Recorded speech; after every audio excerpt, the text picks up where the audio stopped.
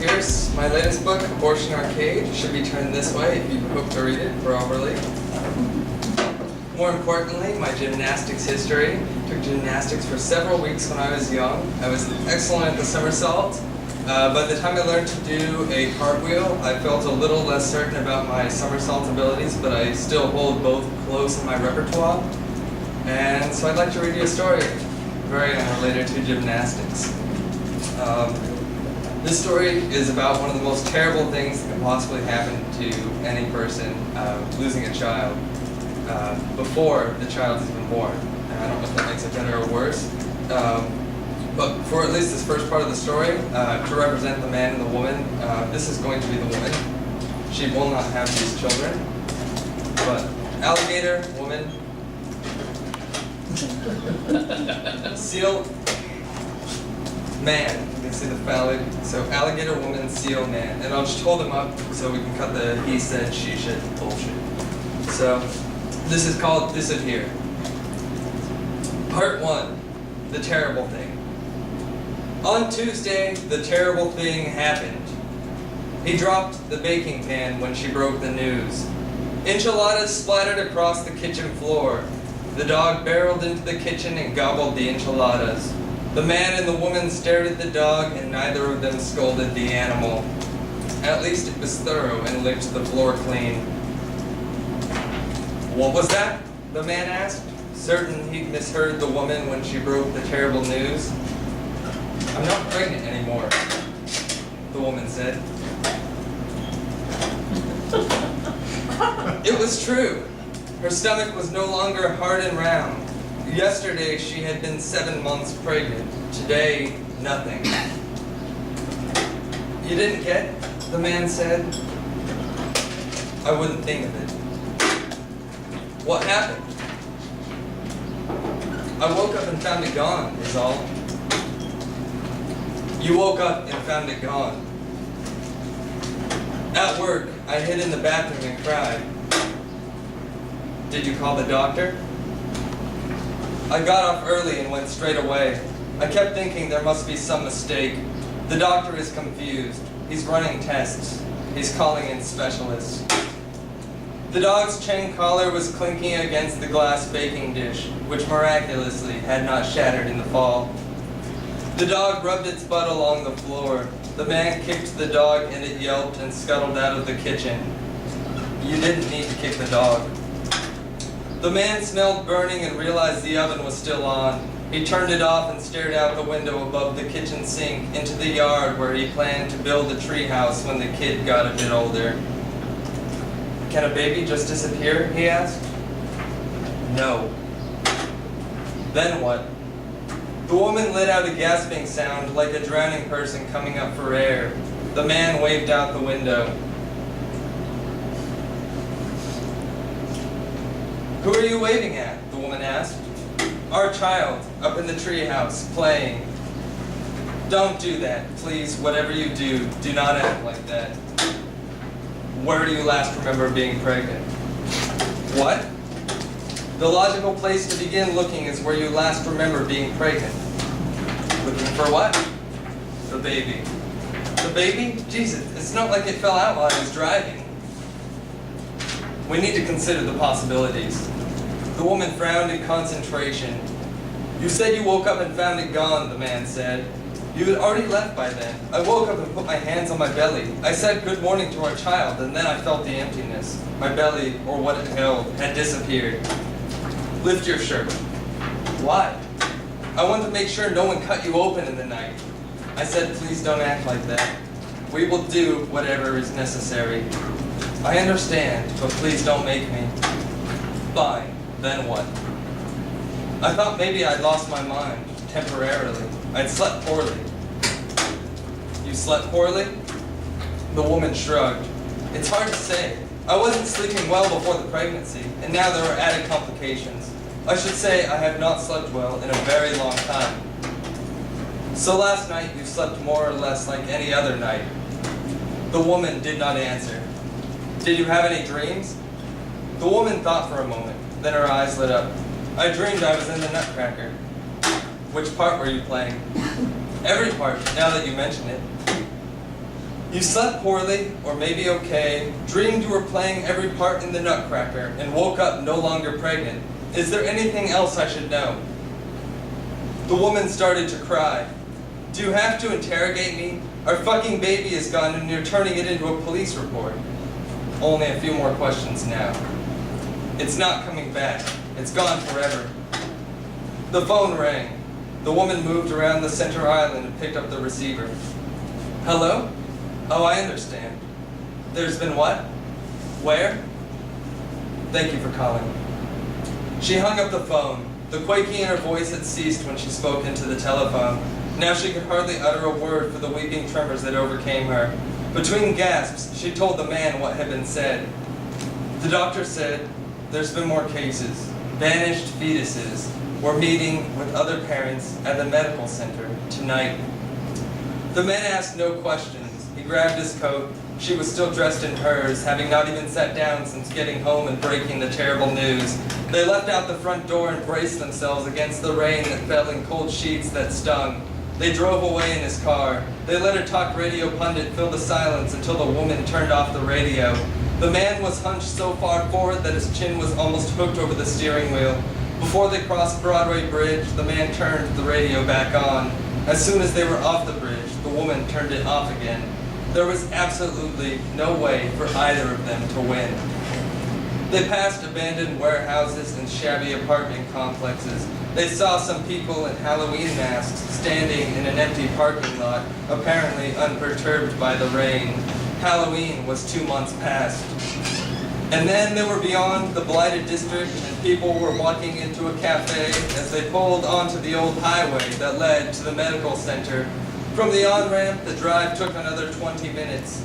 Living so far from the medical center had been a concern, but the doctor promised to pay a house call if necessary when Labor Day finally arrived. They had prepared for anything, but not for turning into seals and alligators. Part 2, Stephen King Stole Your Baby. The doctor met them at the door of the medical center. Everybody is already here. They're waiting for us in the cafeteria, he said. Holding hands, the man and the woman followed the doctor up a long hallway, dimly lit by buzzing lights. I want to ask you some questions, the man said. The doctor held up a hand. Please wait until we arrive. When they stepped into the cafeteria, the doctor pointed to a coffee carafe and told them to have a seat among the men and women already seated in rows at the long benches. A few men and women were crying. Others' faces looked puffy from recent bouts of crying. Most held their partners tight in uncertain embraces. The man and the woman sat down between an arguing couple and a teenage girl who was alone. The arguing couple hissed at each other. You shouldn't have smoked that one time. You're the one who wanted to wait. That has nothing to do with smoking. Your old sperm is the problem, not that one cigarette. We needed a stable foundation. The girl who sat alone looked at the arguing couple as if she wanted to say something. She clenched the hem of her shabby dress to prevent her hands from shaking, but they shook anyway. The man and the woman stood and moved to another bench. They felt grateful for what they had, even though they'd just lost everything. They did not want the misery of the arguing couple and the lonely teenage girl to tarnish the little that remained. The doctor called for attention at the front of the room. When everyone fell quiet, the only sound was the doctor swirling a wooden stick in his coffee, which he took with cream and sugar. He set his coffee cup on top of a slide projector and picked it up again only after turning on the projector. A black circle marred the white square that lit up on the wall behind him. All of you came today with the same problem. You woke up no longer pregnant. Is that right of everybody in this room? You all woke up no longer pregnant? Yeah? Indeed. Indeed. The results are in from one of the special tests that each of you underwent today, which hard to believe. While hard to believe, the data is irrefutable. The doctor set his coffee on the projector again. While he withdrew a manila envelope from a briefcase, people started to shout, "Where's our baby? Why are we here? Explain what's happening! We trusted you!" The arguing couple picked up where they had left off. The doctor's coffee cup fell from the projector and the room fell quiet once again. The doctor cursed and apologized. He said something about the night janitors needing work to do and slid a black and white image onto the slide. "This is the uterus of a woman in this room," he said. Everyone in the room leaned forward. The slide image was hard to make out. It appeared to be a face, but the 2 rings of coffee had smeared across the projector, obscuring the image. The doctor replaced the image with another and said, "This is the womb of a different woman. She is also in this room." The face was less obscured this time, but otherwise exactly the same. "That's Stephen King," the woman said to the man. "There must be some mistake," the man said. His eyes were fixed on the woman's belly. "And a third womb," the doctor said, "also belonging to a woman among us tonight." There were murmurs in the room. The man and the woman decided to be patient. They would see where the doctor was going with this. Finally, after the doctor presented 2 more images featuring the face of Stephen King encased in the wombs of females in the room, the arguing couple sprang up and said together, "What the fuck is this shit?" The doctor stared at the back wall and said, "Stephen King stole your baby." He fled the cafeteria as the men and women began tearing each other apart. Part 3, Escape. The man and the woman were the only ones to survive. They watched the lonely teenage girl claw out the eyes of the arguing couple. She kissed the eyes until they melted away in her hands. The fire alarm screamed when the man and the woman pushed through the emergency exit. Even running across the wet parking lot, they continued holding hands. They drove away from the medical center and took the old highway to the industrial district, back across Broadway Bridge and into the upper middle class neighborhood where they had moved with intentions of raising a family. They pulled into their driveway. Neither had spoken during the drive. The rain beat at the windshield and the headlights were 2 yolks spilling over the garage door. The woman turned to the man and said, "We have to find Stephen King." The man licked the sweat from his upper lip. He rarely sweated even in hot weather, and now he was sweating in winter. "I'll get my shotgun," he said. He turned off the car and they went inside the house, which felt so much emptier now. The fetus had brought new life to the home. The home had been populated by their hopes and dreams of the future. Now that future was gone. What they thought was everything had disappeared, and they were left to face what had always been. "I can't remember if I stored a shotgun in the attic or in the garage," the man said. "Did you ever own a shotgun?" the woman asked, flicking the living room light switch repeatedly. "Yes, I have always owned a shotgun." "Of course," the woman said absently. She was having trouble recalling how the room was supposed to look at this time of night. There were only 2 settings, light and dark, and both seemed wrong.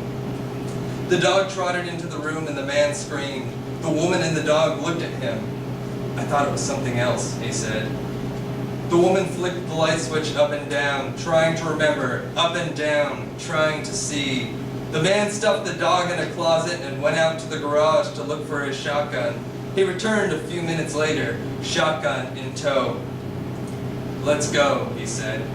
The woman turned off the light forever and they went out the door. The drive to Maine would take a few days, but they had all the time in the world. Part 4, Typewriter of the Unborn. On Friday afternoon, they pulled up in front of Stephen King's house, a Gothic cathedral in the center of a middle-class neighborhood. A gardener was sculpting bushes along the walkway. The man shot the gardener in the face. The woman picked up the falling garden shears and followed the man up to the large black doors. The man rang the doorbell and it made a spooky ghost sound. A woman answered the door. She looked surprised. "Who are you?" the man asked. "I'm Tabitha King. I'm Stephen King's wife," she replied. The man shot Stephen King's wife in the face and stepped over her crumpled body. The woman snipped off Tabitha's nose for good measure. "Stephen King, where are you?" the man called. A typewriter's clatter emanated from a hallway. They walked down the hallway and stopped outside a door at the end. The typing was coming from inside the room. The man and the woman each closed a hand over the doorknob. Inside the room, the clink-clang of pounded keys continued. Stephen King wrote really fast. They opened the door and stepped into the room. The man aimed the shotgun at Stephen King, who kept typing. The woman crept up behind Stephen King and sheared off the index finger of his left hand, but even as he bled all over the keys, he kept typing. He did not even bother looking up to see who had sheared off his finger. Alarm swelling into anger, the woman clipped away another finger and another. She played the shears like Pac-Man until all of Stephen King's fingers were strewn around his desk like fat pencil shavings. Despite the loss of every finger and a great deal of blood, Stephen King continued typing with his nubby hands. That's how he wrote The Shining. "This must end," the man said. He stepped forward and blasted the typewriter. Kapow! And finally, Stephen King stopped typing. He noticed the man and woman. "Who the hell are you?" He looked at his fingerless hands and screamed. "Shut up. We asked the questions," the man said. He forced the gun barrel into Stephen King's mouth. "Give us our baby back," the woman said. Stephen King pawed desperately at his ruined typewriter. The woman slapped his bloody hands away. "Give us the baby and we'll let you write your book," she said. Stephen King tried to say something around the gun barrel. "Shut up," the man shouted. "Nobody asked you to say a damn word." A mewling came from somewhere close. The man and the woman turned their heads. The typewriter had grown a dozen pairs of tiny limbs. The keys were tiny bulbous heads. Their eyes were sticky slits. Their pea-sized mouths were open, crying. The paper loader was busted open, leaking blood and little organs. "Oh my God," the woman said. The man fainted. He pulled the trigger as he fell. Stephen King's head stuck made a Rorschach on the wall. The woman pushed the corpse out of the chair and sat down on the desk. She patted her blacked-out husband on the head and hoped he'd be all right. The keys of the typewriter cooed at her. There was blood inside their mouths. The woman stroked their slick flesh surfaces and carefully pressed one key down. The woman stroked the pressed key laughed like a baby being tickled. She pressed down on a second and a third. Then she was hammering away. Every word she typed sent a shudder through a different jutting limb. Perhaps before her husband woke, she could find their child. It had lived inside of her for 7 months. Surely she would recognize its pulse when she pressed upon the proper key. Surely she could extract it from this new mother, this machine. All the endless combinations must be gone through. If she banged out every word and every phrase she knew in English, she would discover its familiar feeling. And if that proved futile, she would move on to another language, some unknown and hardly real. Thank you.